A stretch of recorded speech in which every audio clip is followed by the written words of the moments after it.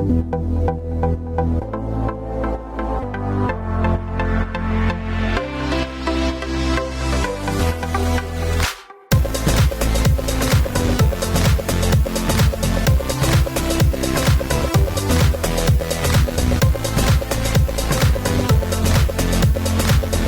know I had a bunch of people look at my personal statement because it's hard to write a personal statement. It's not like you're not used to writing, but I don't like talking about myself. Eventually, you're going to start picking up keys. You're going to start seeing similarities. And then, what I would do is I would go into those meetings with a notebook and I'd write down all the little acronyms. Yeah, so think about that. If you're the first person to get your application in the portal on that day, you're the first application that those schools are going to see out of that 15,000. And welcome back to another episode of Three Guys in a White Coat, the podcast where we give you our insight on the pathway to becoming a medical student. As always, I am Semler here with the young Mike, and we have a very special guest today to kick off Season 2, Mr. Dan Walsh. Hey, fellas. Thanks for having me. Yeah, excited to be here. It's very cool. Yeah, this is great. We're excited to get started on Season 2. One thing we do want to say is that in this season, we're going to be giving you guys a lot of different pathways to applying to medical school and preparing for medical school. Last season, we gave you guys kind of a ground rule, here's what you should be looking out for, but we want to make sure you guys understand that there are a lot of different ways to go about this. Which are called guidelines than actual rules. Yeah, and the big thing is that we want to make sure that we're not trying to tell you guys the right way to do things. We're giving you our advice on things that we like to see, as medical students now, and like things that we may have done differently in retrospect, or just things that we've learned throughout the process ourselves. Yeah, and we're going to be doing a couple of new things in this season, like you just heard the soundboard we're going to be playing with, so we're going to try to bring some new pizzazz into the podcast this season. And you guys, we made it. We made it through Season 1, and we're still here. I know. We're on to Season 2 now, which is kind of crazy that we've taken this from the idea to now we're rolling with it. And to anyone at Northeastern that's actually listening now, happy to have you guys. Like I said, I'm an alumni from there. I'm very glad that Sierra was able to put this out to you guys and let you know that we're doing this. So excited to have you guys along for the ride. And if you guys ever have any questions, you can either email us directly or on Instagram, or you can tell Sierra and she can email me as well, and we'll get all those questions answered for you guys. Sounds great. So let's get to the meat of this podcast topic today, which is Mr. Dan Walsh. Dan is a medical student with us. He's an M1, and you don't need me to tell you that. We can have him talk about it a little bit. So Dan, tell us a little bit about yourself before we start asking them some big questions. Yeah, thanks again for having me, guys. Very cool podcast. When I was a pre-med, this kind of stuff kind of laid the groundwork for what I ended up doing. Kind of didn't really know what to do, so resources like this are great. So thanks again for having me. I'm a first-year medical student here at Loyola. I'm from the Chicago suburbs originally. I went to Miami University in Oxford, Ohio for undergrad. I was about to jump in and be like, oh, Florida. Good try, Mike. If I had $1 for every time I heard that. For sure. I might be able to pay for medical school, actually. So I went to Miami. I was there for 4 years, obviously, undergrad. I was a student athlete. I think that's kind of the unique part of my story. Mm-hmm. And then I took a pretty healthy chunk of time off after undergrad. I didn't really decide on medical school till my senior year, and we'll talk a little bit more about it. But I think I have a little bit of a unique path in that regard. And there's no such thing as like a non-traditional student. That's like the big thing that I want to have our listeners take away from today. Like there's no such thing as a traditional student anymore. So many of our classmates came through different paths. Oh yeah. It's interesting. As much as people like to say you have to have all of these different things, everyone always has something unique that they can bring. And I think that's what makes our class and then just medical students in general very different. Right, and I think just like our class alone has 80 different college majors. Speaking like some people 30 languages or something. Yeah, it's crazy just to think of the diversity in just a group of 150, 160 students. So so Dan, when you said you took some time off between college and medical school, about how many years do you think that was? Yeah, so I started my M1 year when I was 26, so 4 years really. which was all. I didn't really decide I wanted to be a doctor, which is, I think, a little bit unique until I was a senior in college. So I was kind of behind the 8 ball in terms of my prereqs and everything. Mm-hmm. I finished my prereqs out. I ended up getting a master's degree. I applied once and didn't get in, actually. Before the Masters? Before the Masters, I applied. I didn't get in. I came back to school here at Loyola. I got my master's degree, it's really a post-bac program. Got my master's, took the MCAT again. I was probably one of the only people in our class to take the old MCAT. Nope, I'm right here with you. Really? Baby. All right. Oh, wow. So I took the old MCAT, did the master's, took the new MCAT. Oh, God. You know what, man? I think the new MCAT is actually more fair than the old one. Oh, really? In my opinion. I just think there's more room for error with 4 sections. And a lot more biochemistry oriented. So Sure. So I have a quick question, Dan, on that.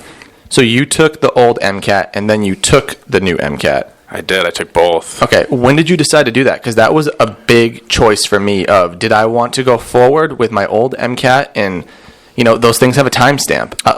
When I got in this time, that was the last year I could use my old MCAT. If I didn't get in this time, I was going to take the new one, and I'm not going to lie to you out there, I wasn't going to do that. Big deterrent. I understand. Yeah, so I took, the last administration of the old MCAT, actually. Same. Yeah. And I think it was December. Yep. Right before the years switched over. It was. I think a big important part of the whole process is being very honest with the quality of your application, and you can get advice from a lot of people, but at the end of the day, I think that we're all smart people. You should have a really good gauge of where you're at. Yeah. And that understanding comes from talking to many people, listening to things like this. But I think that I rushed into taking the old MCAT because I didn't have a really good understanding of my own application. Okay. I don't think, no matter how I did on that MCAT, I probably would not have been accepted. So, but there's so much pressure from, I think, a lot of us internally, because most of us are type A people as pre-meds. Sure. So I was like, I got to go and get this done with. So going off of that, Dan, that's one thing that I talked a lot about in our MCAT podcast. I was in a very similar situation of, I rushed into my first test, did not get a score I was happy with, and I just think that that's invaluable information of, like we told you guys, this is your timeline. No one can tell you when to take that test. You take the time you need and you get ready for it. But I want to talk about one other thing that you've said so far. Not getting in the first time. People out there don't understand how common that is. I also got denied my first application cycle. And, that just means you need to take some time and go do the post-bac like you did. And I'm sure you did some other things that we're going to go into during those gap years that helped boost up your application. It's all about that honesty portion. Yeah, it's... Even if you get in to medical school your first time, you're going to get rejected from more schools than you get into. That's just the fact of the matter, and it's a very humbling experience. Absolutely. Yeah. So I think that you have to have the emotional maturity to look yourself in the mirror and be like, yeah, I'm not perfect. It's okay that I'm not perfect, and use it as a learning experience. I sincerely think that I'm a much, much better human because I went through that little bump in the road and not getting in. Absolutely. So use it as a learning experience. I'm a sports guy, so I love the metaphors, but you either win or you learn. There's no such thing as losing, So that's you can take away something from any experience. And exactly. What you choose, how you respond. Yeah. So let's go back to Baby Dan, and let's talk about undergrad Dan. What were your plans or your thoughts before your senior year, leading into your decision to go or maybe pursue a medical school? Yeah. So I came in high school. I was really focused on my athletic career. I was a baseball player. I was really fortunate to play at the Division I level, which was a blessing and at times a curse in terms of the time it requires and the time you have to take away from your studies. So it was a really tough balance, and in a lot of instances, I think that balance swayed more towards the athletic side of things, especially early in college for me. Okay. Which I think is one of the reasons that I did have to take this circuitous route to this point. But I was really interested. I majored in exercise science. And I kind of went in with the intent of maybe pursuing physical therapy, or even possibly like a PhD in exercise physiology. I still do really like that realm of things. But I shadowed a PT. I did some kind of informal research with one of my professors, and like nothing really hit with me. PT is cool. I think it's a really, really cool discipline. It just wasn't for me. So I started shadowing some physicians, and after my junior year, because I stayed at Miami for the summer. Most of the time for baseball, Sure. you play summer ball in like some little towns. I played in Canton, Ohio, which was it's a really fun place. Actually, I had a really fun summer there, where the Football Hall of Fame is. Very, very Nice. cool. Little tidbit. Yeah, there you go. But after my junior year, I decided not to play summer ball. I stayed at school. I took some extra classes to ensure that I would graduate on time, and shadowed a little bit. And I was like, "Oh, I think this is for me." And I'm a pretty confident guy overall, but the self-doubt, I think, was a big part of me not fully committing earlier in my college career, it's like to becoming a medical student. just like the mountain of the MCAT, the application process. It's a lot. You hear all these myths that every kid that goes into med school 4.0, 520 on the MCAT or whatever. Right. You think everyone that gets accepted is some super kid that you could never be. It's hard, especially you got the baseball going on too. So it's like you got two different paths that are kind of pulling you one way. You're very committed to sports, very committed to baseball, but then eventually, if you want to do medicine, just go for it. That's the thing. Like the minute you decide that you're going to be a doctor, you're in. You're going to do it. You're going to be there are so many routes that you can take. It just is a lot of grit at that point. Absolutely. You're going to get in. Take solace in the fact that I think as long as you don't change your mind and don't waver, there's a way to make this happen. And that's kind of how it played out for me. I knew eventually I was like, okay, I'm capable of doing this. And at that point, I really fully committed probably around senior year, I actually got a question for you, because you kind of have not a similar path that I did, but I started off with pharmacy and then was very nervous about switching to becoming pre-med. What's all going to carry over? What do I still need to do? Did you find it difficult? Because you switched a senior year. Did you find that you had to make up for a lot of lost time when you switched over? Because I think that's something that people are kind of nervous about. If you don't start on it right away, you have to make up another year, up another 2 years, or even getting into all the volunteering stuff that you need to do to get ready for the application. How were you already doing those things just out of habit, or how did you made that switch that I'm going to go to medicine? Where do you go from there now? It's a really good question from both you guys. A lot of my major, actually, we did have to take biology and things like that. So I had some overlap with my prereqs, which was nice. I didn't have to do the full thing my senior year, but I did have to take organic and physio, things that would have generally been taken a little bit earlier in the college process. But I was really behind the 8 ball, Mike, on my volunteering and stuff. And when I decided to apply to medical school, I was like, volunteering, why? What's the why do I have to do all this? And as I think we'll probably talk about in a little bit, most of the volunteering I've done has been the most meaningful stuff. So Sure. I was really behind the 8 ball on that. But it ended up I forced some things into my senior year in that regard. Some really cool stuff down in Oxford that I think any pre-med any person should get involved with down at Miami. I'll talk a little bit more about it if it comes up. Just dive into it. You got it. Yeah, so I mean, you can, if anyone at Miami University in Ohio is listening to this, you can email me at any time. We'll talk more about it, but I'll give my contact info at the end here. But I did some opening minds through art program, which was really cool. I worked with Alzheimer's patients down in Oxford. We painted pictures, just really heartwarming for me, especially with a grandmother with Alzheimer's. That was really cool. So it was all Alzheimer's patients? Yeah. It was an assisted living memory care facility down there. So that was that was like my first like really formal volunteering experience. And this was in your junior year or senior year? That was my senior year of college. Yeah.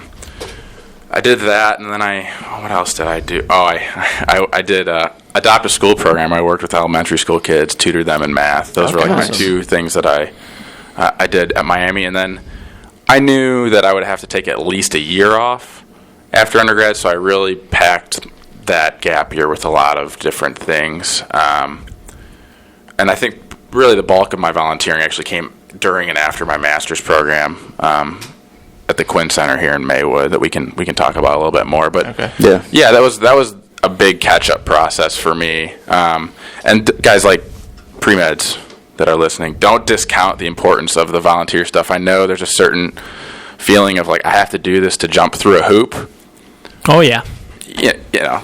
But, guys, like, that medicine is so human, and that is like when you really get your boots on the ground and learn about people. Like, I think that is it's really corny to say, but that stuff is so cool true. And it's so important. It's important to see the other aspect of things too, like to get that other viewpoint of what people are going through, how you can help them, like beyond being a physician. Right, and it's necessary because being a physician is an altruistic vocation, and you need to understand that there are going to be things that you're going to do out of. And I think volunteering is a good way to find things that you're passionate about. And definitely. I know, like you talked about, Dan, like your grandma had Alzheimer's, and so then you wanted to work with Alzheimer's patients, which is an amazing thing, and that kind of just engenders a whole next level of involvement or dedication to that specific thing. Yeah. So I think something that we like to talk about a lot in this podcast, and that you've referenced a few times, is that medicine is a lifelong dedication. There's a lot of pressure to go from undergrad and then straight into med school. And like, I have a gap year, Matt has gap years, Mike has gap years, you have gap years, and I think that's like becoming a lot more of a prevalent thing. And to play off of your metaphor of sports, you either win or you learn. Yeah.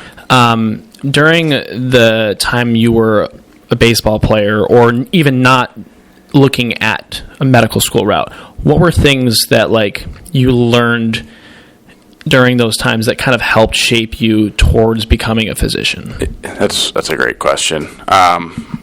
So one thing I wanted to say that kind of builds off what we were just talking about, like, just because you're a good physician does not mean you're a good person. Just because you're a good student doesn't mean you're a good person. But being a good person can make you a significantly better physician. So, just grounding yourself in that mentality, I think, is really important, and that's what the volunteering brings out in you, I think. So, that just kind of, like, that's like the base layer of empathy and understanding people and caring genuinely about people. I think that from the volunteering is what I got. From the sports route, I think it's just a leadership thing. I think that, it's very buzzwordy to say, but as a physician, you're going to be leading a team. And learning how to lead respectfully and not from a pedestal, I think, is the most important thing, because medicine's a super hierarchical field. But I think the best physicians are the ones that don't necessarily adhere to the fact that they are the smartest, best, only person in the room with an opinion. Yep, sure. So I was lucky to be a captain for my last couple of years at Miami, and I really focused on... You were captain? I was, for 2 years. Awesome. Yeah, it was cool, man. It was a really good experience. Really tested my mettle in terms of what I thought a good leader was, and what I thought was important for a quote-unquote winning team. Yeah. Mm-hmm. And just so much of that is in trust development with the people that you work with, and communication, and making it known that you respect and openly appreciate other opinions and thoughts. I think that goes a really long way. So to follow up on that, Dan, did you learn those skills by yourself, or did you have someone that kind of mentored you through it? One of the things we talk a lot about is mentorship, and I find it very interesting to distinguish between people who just have that skill innate and it just clicks, and others who have someone that kind of shows them that. Did someone do that for you, or was it just kind of like a work in process for you? I mean, I don't think that anybody just, I think some people have a natural tendency towards it, but no one just has it right away, Right. you know, like in whatever field you choose, like you're going to have people that are extremely influential and kind of shape who you are, and find those people and glom onto them. Hold on. Seriously, hold on to them. I read a lot. I like a lot of sports literature stuff, mentality stuff like that. 7 Habits I think is a great 7 Habits of Highly Effective People, like stuff like that. I read that. Yeah, good book. Really good book. Yeah, it's fantastic. So reading and yeah, I had a lot of really good mentors around me. Our coach, particularly my senior year, was a younger guy, really understood, I think, excuse me, really understood people, and I kind of fed off of that. And I had when I was a freshman, one of our seniors was like, he's actually an orthopedic surgery resident now, so he like, we really saw eye to eye, and I kind of, you know, like I said earlier, medicine was always in the back of my head, and he was kind of like the pin, like, I'm like, oh, that's what you want to be like, and he was our captain when I was a freshman, so I kind of tried to take some things from him, and try to mold my personality into a situation where I thought I'd be an effective leader based on the things I've read, based on the people I've seen, and based on like my personal values. So I think it was a mix of me. I think I do have a tendency towards leading, but to be good at it, you have to incorporate so many different ideologies, I think, to be a really effective. I mean, leadership is a lifelong quality. I mean, it's something that you have to learn every time you step into a new environment, every time you move into a new place, because leadership is very variable. I think we've all talked about it too. Like, there's multiple ways you can approach it. I know, like, the three of us, there's like a leadership elective here at Stritch where they go through like different methods of leadership and stuff like that. So, you know, there's not one completely right way to do it. There's a lot of different ways to approach it. Would you say a non-traditional pathway? You know, I would say non-traditional. Dan, I actually kind of want to. I'm gonna cycle back around because you talked about the Quinn Center a lot. Oh, yeah. I know we've talked about the Quinn Center a lot. That's right. I know that's something that's really important to you. Can you talk a little bit about, you know, what you did there? Because, you know, it's in Maywood, it's close to us, and how that kind of shaped your perspective medicine and wanting to go to medical school. Volunteer or research? Volunteer. Yeah. So, for those of you that don't know, Loyola is located in Maywood, Illinois, just outside of Chicago. Relatively low income area, very diverse population. It gets a bad rap, I think, and it's a really special place. And you don't realize that about anywhere until you get to know the people in the community. Sure. So there's no community center, there's no park district in Maywood. So this is an old church, an old Catholic school that they opened it up into a community center about 8 years ago now. Actually, by a Stritch student, Emily Obringer was one of the first people to get the ball rolling over there, and she's a pediatric infectious disease physician now at Christ Hospital on the South Side. Just a really special person. And yeah, I was doing my master's here, and I thought it would be important to get involved in the Maywood community, particularly if I wanted to continue my medical school career here at Maywood. The value in getting to know the community, I thought, was really really important. So I got involved over there. I started working with a teen group, Champions for Change. And basically, we educated the teens on like HIV, important nutritional things like that, community health in their own community, particularly things that affect the Black and Latino community, which they are mostly a part of. So that was kind of my original involvement there. And then as I was lucky enough to stay on, I helped with the teen program for our summer camp. Mm-hmm. The summer camp there is K through 8th grade. It's really cool.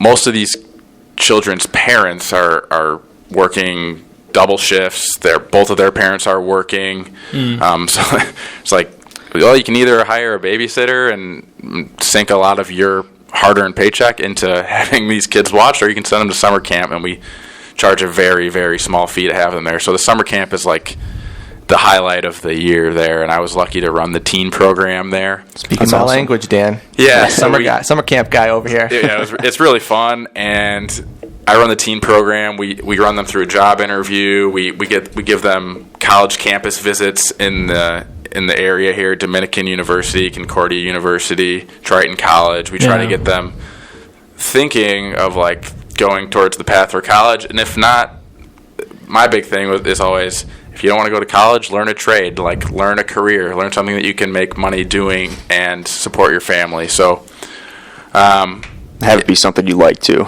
Yeah. You know, and a lot of the kids they're high school kids, and they, much like I was when I was in high school, I didn't really know what I wanted to do, and I felt a real kinship with that right away, and the people are always welcoming to me, and a really special place. I would highly recommend to pre-meds for their volunteering experiences, do something longitudinal in a place where you can really get to know the community and grow too. And grow, yeah. It's like my perspective on the world is so significantly different because of what I did at the Quinn Center in a community very different from where I grew up. Sure. Just a really special place, and for any of you people that are in the Chicagoland area, something to check out. So I think one of the things that a lot of pre-meds, and I know myself, when I was in college, think about is the volunteering experience, and the volunteer experience as being, okay, maybe I do this, and maybe I do this, maybe I do this. The question I have for you is, what are ways that you see your longitudinal experience or long-term involvement at a place contributing so much more to your volunteer experience and teaching you about things, as well as how did you get, like, what was the thing that drew you to the Quinn Center in the first place? Yeah, so the long-term aspect of it for me is like, you can do a volunteer experience, you can go build a house and get out. Like, that's cool. I mean, that's great. Do it, learn something from it, and move on. But for me, like, when you get to know the heart and soul of something, of a community, of people, there's so much talk about being a culturally competent physician now, and the only way that I think can you can never live the experience of someone else, but the only way that you can really like get in there is spend an extended amount of time with them. Absolutely. Ask questions, try to become as much a part of that community as you can, and listen. I can't stress that enough. Which is going to be huge as a physician too, because that's all we do is listen. I mean, we'll do a lot diagnostically, but at the end of the day, it's going into a room, hearing someone's story, and being able to be totally present in that moment and like empathize with them. Totally present. Yeah. I love that train of thought. And yeah, I mean, it's an important skill as a physician. It's an important skill as a human being, just to empathize and go in and walk away with no judgment too. Sure. And always ask yourself, if someone is acting in a way that you are not comfortable with or don't find that align with your values, like, ground yourself in, like, why? Like, what in this person's lived experience is making them act in this way, and how can I get to the root of this and be a better friend, physician, whatever. So just listening. And then what drew me to the Quinn Center is the values of Loyola as a medical school are very community oriented and service oriented, and I think that the Quinn Center represents everything that is cool about Loyola and cool about service in general. Like, you can truly get to know people, and giving them the understanding that you're there to support them, I think, goes a really long way. And obviously the actions that the center takes is cool. Sure. Just being there and learning. Was it like an application? Did you walk in? Did you cold email them? I just cold emailed Emily, who I mentioned earlier, and she was like, "Yeah, come on over." And I went over there one day, and they were all we had a group of like 10 teens, and they were just hanging out in our art room, like drawing. There's like a little pool table, just being teenagers, and I just showed up and what's up, guys? Hey, it's going.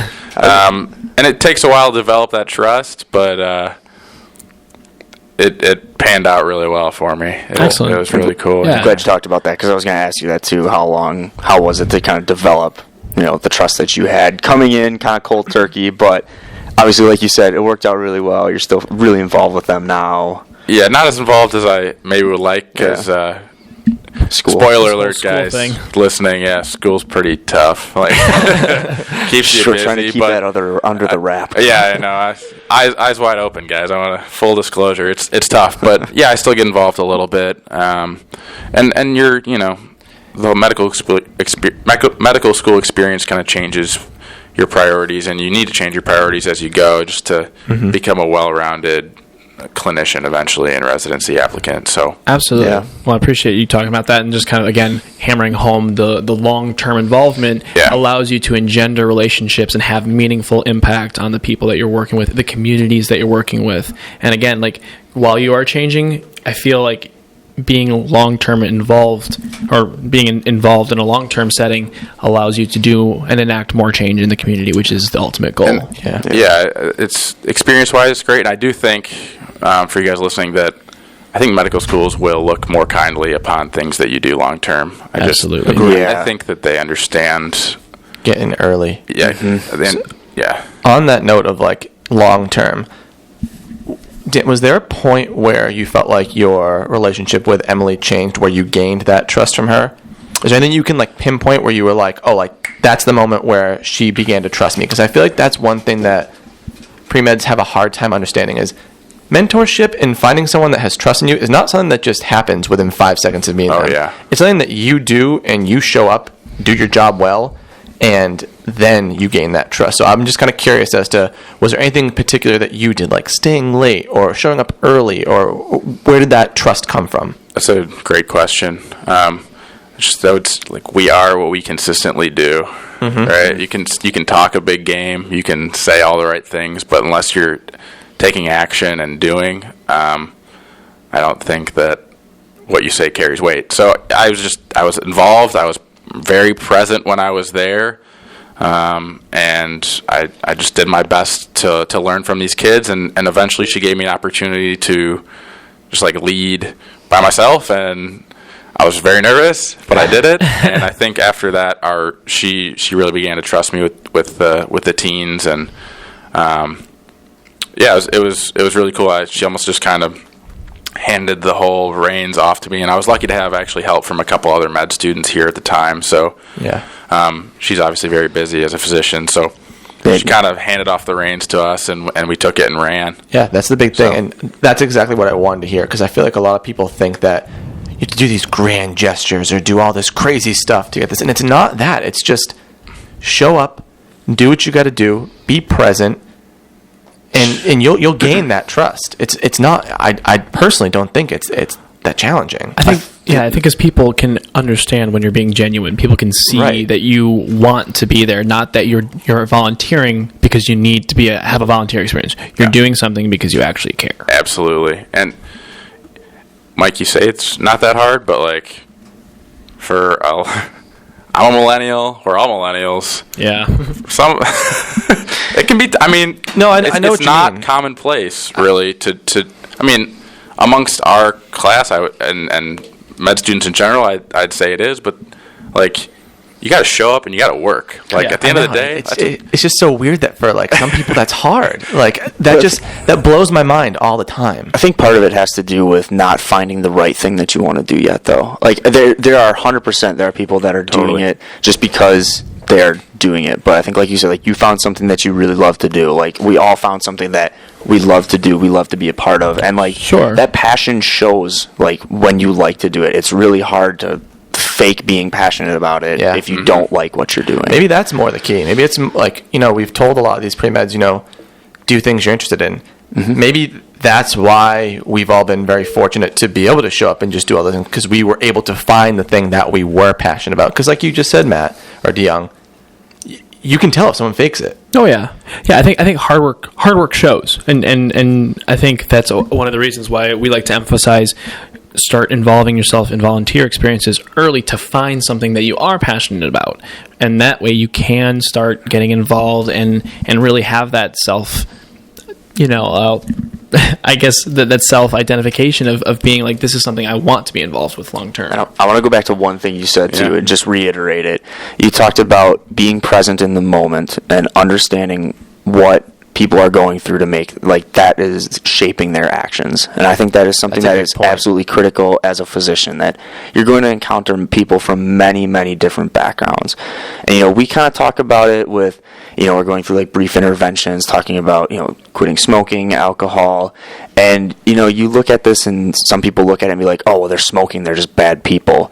No, you have to kind of take a step back, understand what is, like, the root cause that led them to smoke. Maybe it was a really difficult time in their life. Maybe they're a veteran and that's how they get over PTSD. Maybe someone passed away in the family. So I think what you said with that, taking a moment, look at their life, understanding their actions is, like, absolutely critical. And then I'm going to ask you guys real quick. I want to, like, move him into kind of like a completely different piece of this. So do you guys have any more questions about, like, the application? Because mine's going to be more like not professionally, like what he did in his gap years. Yeah, I mean, I think we'll talk more at the end of just the overall his impact as an applicant and kind of the things that made Dan stand out from the 15,000 other applicants. But we'll talk about that later. So why don't you go ahead and ask? Go ahead, Mike. Cool. So one of the things for me, like in my gap year my gap years that I really enjoyed was the ability to go do trips with my friends. If they were going to Maine to go ski, I could just go. If they wanted to go somewhere, I had that ability to go. Whereas if I had gotten straight into school, I would have missed all of that. And I think that's a big piece of why I enjoyed my gap years and was willing to take a second one. So I know you talked a lot about, like, you did your master's, you do all that. What did you do not professionally for enjoyment and fun? It's a good question. Balance is important. It's an important question. That work-life balance is always coming back. Buzzwords. Before we get into it, I do want to say I do think there's a lot of value in taking time off. I think the time off helps you mature as a person. The fun you have helps you just relax a little bit. Long term, I think you'll be a better doc because of it. I also think it's cool to go straight in if that's the way you want to do it. Those people that really have their stuff together in most cases. Crazy. Very, very smart. I did not. And that grit and tenacity will also make you a good physician. So just because we're sitting here saying gap years are great and you can learn a lot doesn't mean it's a negative to go right in.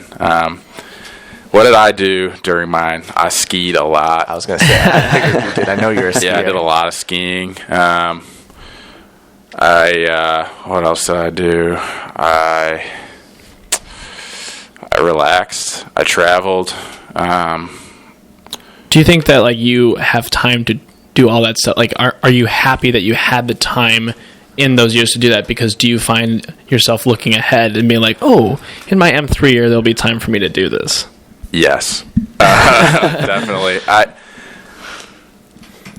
Undergrad was such a sprint for me that, like, I was, practice, homework, games, like, eat, sleep, repeat. I was gonna say sleep. Sometimes have a semblance of a social life, like, which is important. It was just a 4-year all-out sprint, and I was exhausted.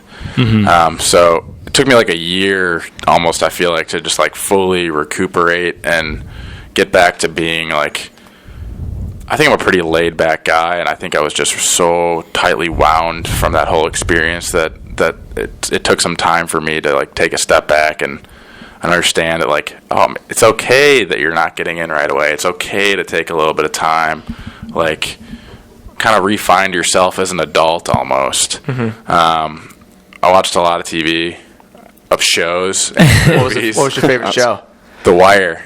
Really? Yeah, that's a big plug. Yeah, The Wire. Everybody watch The Wire. Everybody watch The Sopranos. Everybody watch Breaking Bad. Oh yeah, you gotta watch Breaking Bad. I just restarted that because I told you guys I got like halfway through and then stopped it. You didn't finish it? No. How did you not finish it? Time, man. What are you, medical school or the something? The MCAT came in. I also read the entire Harry Potter series for the first time. Something I cannot say I've done. Dude, it was... You gotta talk to people about that, Matt, that there's still time to read the entire Harry Potter series at this time in our lives. I know. It's so good. But yeah, I was gonna say like Harry Potter's a buzzword for me, so I'm like trying to like contain my nerd, my inner nerd here. it was awesome. It was. I actually read it while studying for my first MCAT, which in hindsight may not have been the best timing, but man, what a great. But at the end of the day, you took time to kind of be yourself. Totally. Do what you like to do. I mean, yeah, I'm sure, we kind of talked about like all the different stuff you were doing to like bump up your application and whatever, but like that's kind of the time where you want to just enjoy life for a little bit. Yeah, and we'll say this again, we'll say it 1,000 times. Medicine is a lifelong dedication. There is no time limit on you to becoming this medical. Like, it is going to take a long time, and you have to respect the time that it takes to get to the point. Totally. And I think that, Dan, you've been talking and giving us a lot of great advice on just maturing your character. Yeah. And really having the realization of what you want to do and why you want to do it. And I think that's a huge part of becoming a physician and especially becoming a medical student. So kind of just to wrap things up, the final questions that we want to ask here are just talking about your application. And I know you've told us a bunch of stories.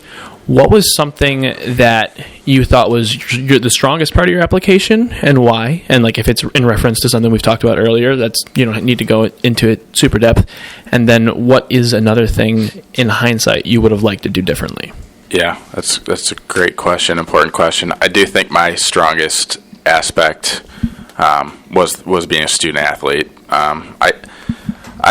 To all the student athletes out there, if there's any listening, what you do as a student athlete is so important for your development as a person, and I think it's very comparable to the rigors of medical school that you're going to face. Like, it's cool to win, it's cool to play well, but like sports, I think, should be a vehicle for testing yourself, like learning to work with others. Things along those lines are what the big thing that sports do, I think. So, like, if you're a student athlete that's going to be applying to medical school, try to, like, in your thought process, think, like, how can what I'm doing now make me a better doctor? It's, like, never too early to start thinking along those lines. Sure. Because I think I bring a good set of leadership skills to the table because of that. And I think I bring a good mentality for the grind of medical school because I was a student athlete. And a lot of days here, I feel like what I did as a student athlete was more demanding than our first year of medical school thus far. So, of course, there's days now when I'm like, this is really rough. And yeah, but I think athletics really give you what my coach always liked to call mental toughness. Yeah, just buckle down and do the work, as well as I'm sure you learned a lot of great time management skills. All about balancing everything that you got going on. Definitely, and that goes for if you're a musician, if you're, you know what I mean, like if you have another thing that you dedicate a lot of time to as an undergrad, do not discount that. I went through a little phase when I was applying, like they didn't really care that I was a student athlete, like, which is that was probably huge for you. Which is dead wrong. Like, they do care and talk about it and talk about the person it's made you and why you think it'll help you. Same thing with. You're a musician, right? Yeah, I was in the marching band. Yeah, so I mean, if you have something along those lines as well, like that you dedicate a lot of time to, talk about it. It makes you interesting. It gives you a different perspective. It's part of who you are, and don't shy away from it. Yeah, don't shy away from it. That's I had that a little bit early. Like, like everyone's very impressive. Like, so what? I was a student athlete. Like, no, like that's awesome. You did it, and it's weird to write about yourself, I think, for the application and such like a. I always feel like I don't like doing it. I feel uncomfortable. You are saying like everything that Dan has not listened to our podcast. For all of you that are listening, this is going to be one guy in a white coat. Dan's just going to take over and just. Yeah. You guys I'll send my bill to you guys. Absolutely. We'll forward it to our administrator that we're still looking for. Yeah. Yeah. It's so. Like, embrace who you are as a person, I think, on your application. That's so key. Yeah. Introspection. And then, so one other question I have is, I find it's really interesting to talk about, like, the interview. Oh, yeah. What was, like, your favorite interview question that you got asked? I feel like we all get asked something that's, like, very interesting at some point in time. Yeah. This is good. All right, let's get it. It was here. Mine was here too. Boy. Yeah, I was interviewed by a student. If you ever go to a school, guys, that where a student runs the interview, do not take that interview lightly. The students say the most discerning things, I think, more so than the faculty members. So if you guys ever interview at a school that has a student interview, bring your A game. Take it seriously. Yes, it's not just a conversation with another student. If you interview with a priest, take it seriously too. Yeah. And also, if you interview with an MD, take that seriously. Yeah, just take your interview take seriously. the interview day seriously. But also, like, be yourself and have fun, because that works too. But so I was asked a leadership question here. By my student interviewer, I gave like 2 generic answers to my leadership question, like teamwork, not leading from a pedestal, which are obviously important, and we talked about a little bit. But the third thing I said is important for a leader, I said, is being stoic and like being a calming presence for your team. I had just listened to a podcast recently, and someone was talking about, if anybody's a basketball fan, man, I'm showing my sports side here, but Brad Stevens is the coach of the Boston Celtics. That's my boy. He was the coach at Butler. Yep. I think this was a Daddy Braddy, we call him. Yeah, I'm also like, I'm very into fitness now and things like that. I'm into CrossFit. Don't hate me for this one, guys. But Ben Bergeron is a CrossFit coach, and he has a really cool podcast too, just for mentality on life, things you can do to improve yourself. He was talking about this story, and I told it in my interview, and the interviewer was like, I've never heard that answer. That's a fantastic answer. So I was like, it's really important to be a stoic leader, because everybody looks to you when times get hard, and you need to be a calming presence. When Butler went to the Final Four, when Brad Stevens was the coach, I forget who they're playing. I think it was the Elite Eight, if I remember the story correctly. Guy in the other team hits a 3-pointer to go up by 1 point with like 1.6 seconds left. Everybody's going crazy around Brad Stevens. Like, the game's over. They're going to lose. The camera pans to Brad Stevens, and he's just like sitting there, and he just like looks to the score table, points there, makes a substitution, doesn't have an expression on his face, just dead calm. The guy that he substitutes into the game goes in and hits the game-winning shot with 1.5 seconds left. Like, that might not have happened if Brad Stevens was like up in arms, losing his mind, like a Pete Carroll Flustered. or something like that. Flustered. Yeah. So I thought that was a really cool. It was a pretty generic question, but like, I was pretty happy with my answer. But like, it worked out. Like, you're gonna get generic questions at these interviews, but like, if you can have creative and unique answers, somewhat prepared, or at least have thought of creative answers to the why my medicine, your general why, what's a good leader, general questions like that, I think it can make you stand out in the interview process. Absolutely. I think that was really helpful for me in that Definitely. specific instance. Yeah. Definitely. Great. Well, I mean, is there a kind of final thoughts? Is there any advice other than the tomes you've given us today already about what could help someone looking ahead, seeing this mountain, seeing maybe I don't have what it takes? What would you say to a pre-med who's thinking that? Yeah, the biggest takeaway for me is like, it's such an ultra competitive atmosphere in the pre-med world, and like, I get the impression that people kind of beat up on each other in terms of test scores, getting involved in research. Don't be like that. Just like, it's a process, and we're all going to be colleagues someday, and like, learn from your classmates, befriend your classmates. Don't look at them as your competition, because at the end of the day, when you do make, like I said earlier, when you make up your mind, and if you go in there with a mature attitude and not like this razor sharp, like clawing at everybody, trying to take everybody down mentality, then you'll be more well-liked by your classmates, you'll be a better doctor, and you'll be a better applicant. So it's very easy to get caught up in the competitive world that we live in, especially as a pre-med, but like, take a step back, realize that like, you're going to reach your goals if you stay focused and on the grind with this stuff, and it doesn't have to come at the expense of other people. So be kind, support everyone around you, and enjoy the process, guys. Like, I'm sitting here with 3 really good dudes that I wouldn't have known had I not gone down this path. Like, you meet a lot of really cool people, and it's a really fun thing, and it's it's like when you reach this point when you're a medical student, it's kind of like it's a very self-actualized feeling. Like, wow, I'm finally doing what I put in all this hard work for, and it's really cool. So, if anybody listening wants to email me and talk more, I can put your stuff over you guys can throw my contact info if you have a website but we'll throw it on the Instagram, and I'll make sure when I do the editing for the YouTube thing, I'll put your email on it. Perfect. I love talking to people about their process. That's one of the reasons I was so excited to come on here. So, thank you guys. It's been very cool. Yeah, that was awesome. Absolutely. Thanks for coming on, Dan. Before we wrap it up, just follow our lead on how we wrapped up. You'll see. Okay. All right. See what I can do. All right. So, Dan, I want to thank you so much for being our inaugural guest for season 2. Great way to start. Great way to start. I don't know. I mean, yeah, we'll see where it goes from here, but this was an awesome start, and we were really nervous about how this would go, but